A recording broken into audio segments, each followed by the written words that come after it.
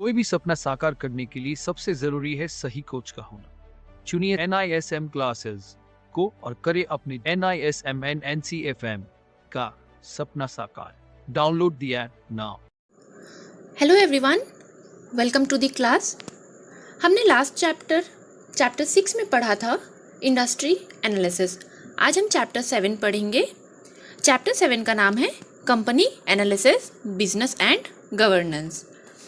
जैसे कि मैंने आपको लास्ट चैप्टर में ही बताया है कि फंडामेंटल एनालिसिस के 3 कंपोनेंट्स हैं। तो फंडामेंटल एनालिसिस के 3 कंपोनेंट्स कौन कौन से हैं?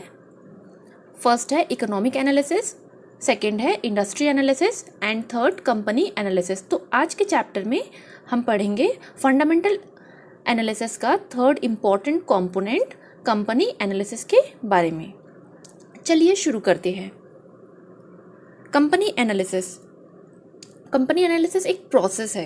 ओके, हमें तो ये समझना ही पड़ेगा ना कि कंपनी एनालिसिस क्या है। तो यहाँ पर देखिए, कंपनी एनालिसिस इस पिक्चर में हम देख सकते हैं कि हम कंपनी को कैसे एनालाइज करते हैं। ओके, जैसे कल्चर हो गया, मार्केट शेयर हो गया, फोकस हो गया, वीकनेस, स्ट्रेंथ, गोल्स, इन सारी चीज़ों को स्टडी किया जाता है, एनालाइज किया जाता है। तो company analysis is a process carried out by investors to evaluate securities, collecting info related to the company's profile, product and services as well as profitability। तो कंपनी एनालिसिस एक प्रोसेस है जो इन्वेस्टर्स द्वारा securities का evaluation करने, company के profile, product and securities के साथ साथ प्रॉफिट से संबंधित जानकारी प्राप्त करने के लिए की जाती है। तो यहाँ पर देखिए एक डायग्राम दिया गया है, यहाँ पर स्टेप्स बताए गए हैं। इस डायग्राम में आप स्टेप्स देख सकते हैं कि इन्वेस्टर्स कैसे जानकारी प्राप्त करते हैं। ओके, अब चलते हैं हमारे नेक्स्ट टॉपिक पे, understand business and business model. Business is an occupation और trade and the purchase and sale of product और services to make a profit. Business model refers to a company's plan for making a profit. तो business क्या है? Business एक occupation है और profit कमाने के लिए प्रोडक्ट एंड सर्विसेज की परचेज और सेल है। ओके, बिजनेस एक ऑक्यूपेशन है और प्रॉफिट कमाने के लिए प्रोडक्ट एंड सर्विस की परचेज और सेल करते हैं। बिजनेस मॉडल रेफर करता है कंपनी के प्रॉफिट कमाने के प्लान से। ओके, तो यहाँ पर हम 2 डायग्राम देखेंगे। ये देखिए एक डायग्राम है बिजनेस। यहाँ पे बहुत तरह के बिजनेस होते हैं। बिजनेस किसी एक चीज़ को रेफर नहीं करता है, बिजनेस कई चीज़ों को रेफर करता है। ओके, यहाँ पे बिजनेस मॉडल कैसा होगा? यह डायग्राम बिजनेस मॉडल के सारे कंपोनेंट्स को दर्शाता है। तो यहाँ के बिजनेस मॉडल के कंपोनेंट्स कौन कौन से होंगे? देखिए, core value, competencies, target customer, product and services, marketing, management, distribution, cost and distribution, ये सारी जो है बिजनेस मॉडल है। अब देखेंगे pricing power and sustainability of this power. Pricing power describes the effect of a change in a firm's product price on the quality demanded of that product।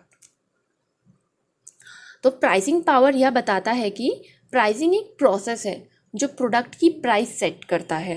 Okay, pricing power उस product के demand की quantity पर एक firm के product की price में बदलाव के इफेक्ट को डिस्क्राइब यानी बताता है, डिस्क्राइब करता है, बताता है। ओके, तो pricing power is the ability of a company's to get the price it deserves for the value it delivers. मतलब कंपनी जो भी वैल्यू डिलीवर करती है, हाँ, कंपनी जो भी वैल्यू डिलीवर करती है वो उसका एक एग्जैक्ट प्राइस जो है वो डिजर्व करती है। ओके, तो प्राइसिंग पावर एक कंपनी की एबिलिटी है कि वह उस प्राइस को डिजर्व करता है जो वह देता है। अब हम दूसरी डायग्राम देखेंगे, प्राइसिंग। तो प्राइसिंग अब ये जो प्राइसिंग है, ये सारे जो है internal factor and external factors में आ जाते हैं।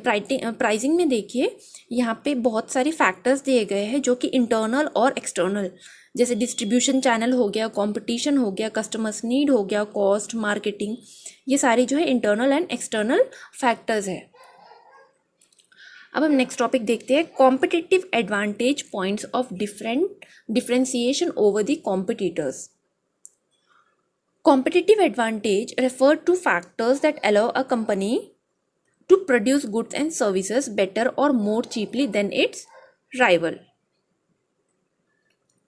तो कंपनी एडवांटेज उन फैक्टर्स को रिफ्लेक्ट करता है जो किसी कंपनी को अपने राइवल्स यानी कॉम्पिटिटर्स की कंपेयर में बेहतर और अधिक चीप रेट में गुड्स एंड सर्विसेज प्रोवाइड करते हैं।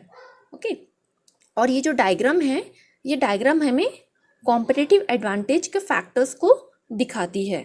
तो कॉम्पिटिटिव एडवांटेजेस के फैक्टर्स कौन कौन से हैं, जैसे ब्रांड की लॉयल्टी होनी चाहिए, देन डिस्ट्रप्टिव टेक्नोलॉजी होना चाहिए, पेटेंट्स होना चाहिए, टाइमिंग होना चाहिए, एक टाइमिंग सेट होनी चाहिए, कस्टमर को लॉक किया जाना चाहिए, मतलब ऐसा ना हो कि कस्टमर एक प्रोडक्ट को एक बार यूज़ करने के बाद और उस प्रोडक्ट को ना खरीदे।